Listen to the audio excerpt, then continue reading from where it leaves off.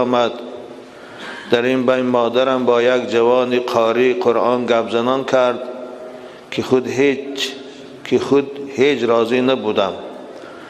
ناموس و وجدانم قبول نکرد که با یکی حرف زنم و با دیگر ازدواج کنم.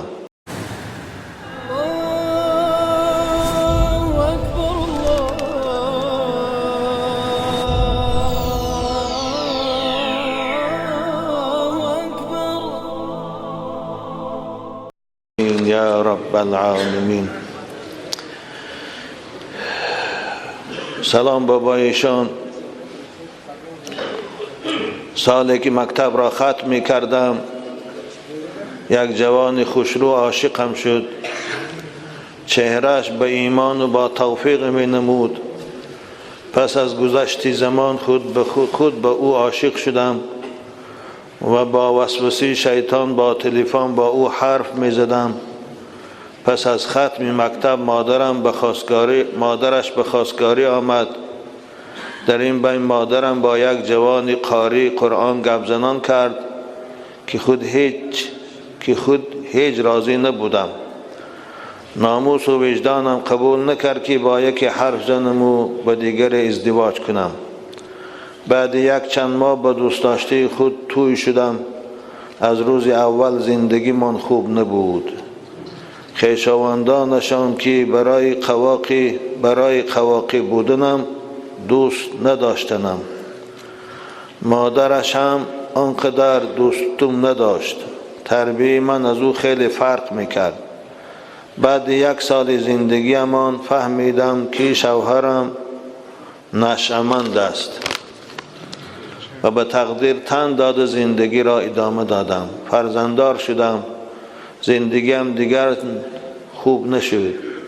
برعکس شوهرم تهمت میکردگی شد که با مرد خیانت کردم. پس از چند ماه مادرش هم به این تهمت ها شریک شد. از شنیدن این گونه سخنها در غضب آمدم و به اجازت شوهر به خانه پدر رفتم و جدا شدم.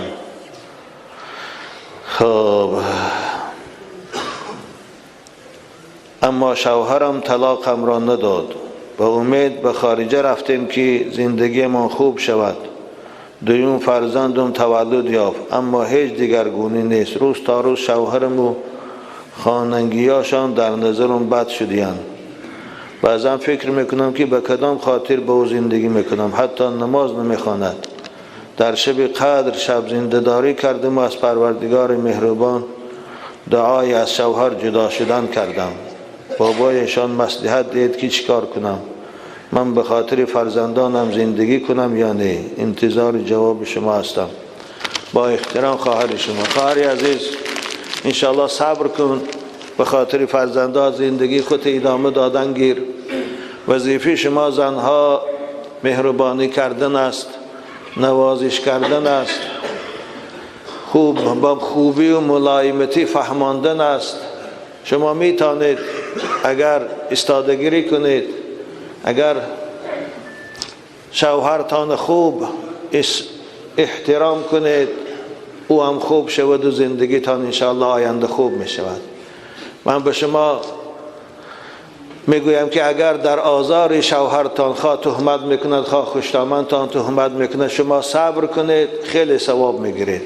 زیرا در روایت امام غزالی میگوید هر خانم در آزار شوهرش صبر کند، خداوند برای او ثواب حضرت آسیه همسر فرعون نصیب میگرداند. بنابراین مشورت من برای شما جدا شدن نیست. زیرا زنهایی که از شوهراشان جدا میشوند امروز خیلی زیادند. شوهر نمییابند، باز خاری و زاری و باز محتاجی. بنابراین شوهری دیگر هم کنی او فرزندای تو را دوست نمیدارد. بنابراین خواهش ما، نصیحت ما برای شما این است که شوهرت که زندگی کن و اخلاقی خوب کن، خوب چهره کشاده داشته باشی، مهربانی و نوازشش کن. خوب وقتی که نماز نمیخواند با ملایمی فهمانش، انشاءالله روز مسلمان باشد نماز میخواند. اما من جدا شدن شما در خواهر راضی نیستم که بعد پشیمان میشی فایدت نمیکنه.